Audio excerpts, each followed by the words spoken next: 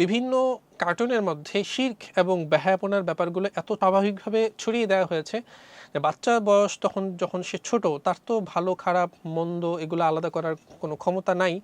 ওই সময়টা সে যা দেখে সেটাই তার কাছে স্বাভাবিক হয়ে থাকে।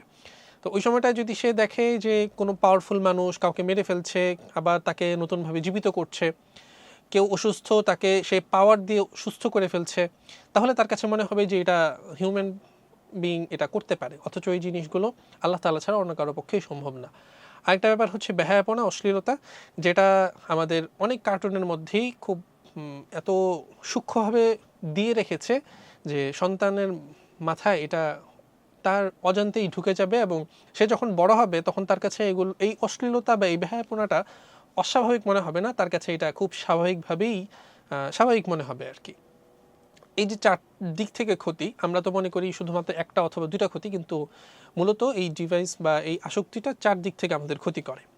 আমি যে আপনাদেরকে বলেছিলাম যে ডিজিটাল আসক্তি এবং মাদক সমানভাবে ক্ষতি করে, এটার একটা চমৎকার চার্ট আমাদের সামনে আছে, সেটা আপনাদের কাছে উল্লেখ করছি। যারা মাদক নেয় তারা মাদক নেয় হচ্ছে রাসায়নিক বিভিন্ন পদার্থ দিয়ে, আর যারা ডিজিটাল আসক্তিতে আক্রান্ত তাদের এই আসক্তিটা ঠিক রাখার জন্য তাদের প্রয়োজন হচ্ছে লাইক, রিওয়ার্ড, তারপরে হচ্ছে গেমসের মধ্যে লেভেল আপ করা ইত্যাদি সমস্ত বিষয়। যারা মাদক নেয় তাদের সহনশীলতাকে সমপর্যায়ে রাখার জন্য বেশি ডোজ নেওয়ার প্রয়োজন হয়, দিন দিন এই ডোজের পরিমাণ বাড়তে থাকে।